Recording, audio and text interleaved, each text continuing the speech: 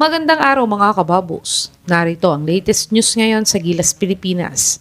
Tianatip Jakrawan, sinabing hindi daw purong Pinoy ang pinadala ng Gilas Pilipinas sa FIBA 3x3. Isang Thailand player pinuri si Ralph Koo. At Fred Delish, hinamon ng Gilas 3x3 na tumalo sa kanila.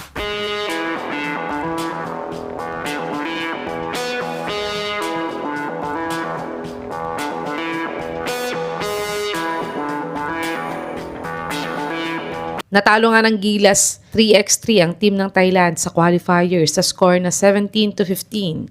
At dito nga ay pumasok nga ang Gilas 3x3 sa main draw dahil sa swift nila ang qualifiers. Pero ang mga highlights nga ng larong ito ay ang mga comments ng mga players ng Thailand sa Gilas 3x3. At ang una nga ay ang star bigman ng Thailand na si Tianatip Jakrawan.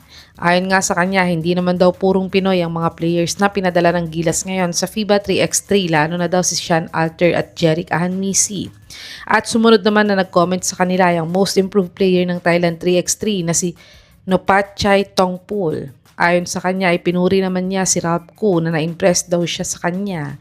Dahil hindi daw nila siya mapigilan sa umpisa ng laro nila, kaya't yun daw ang nagbigay ng tambak sa kanila kaya sila natalo sa laban nila.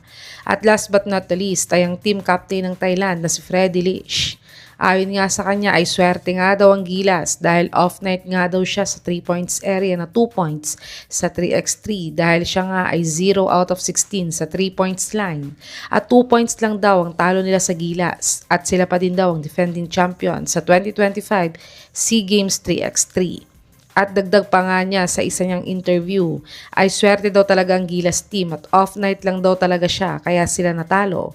Kaya hinahamon niya nga ang parehas na lineup nila ngayon na sumali daw sa 2027 34th SEA Games 3x3 para magka-rematch game daw sila dito.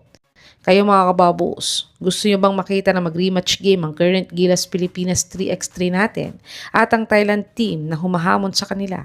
I-comment nyo na po yan sa baba.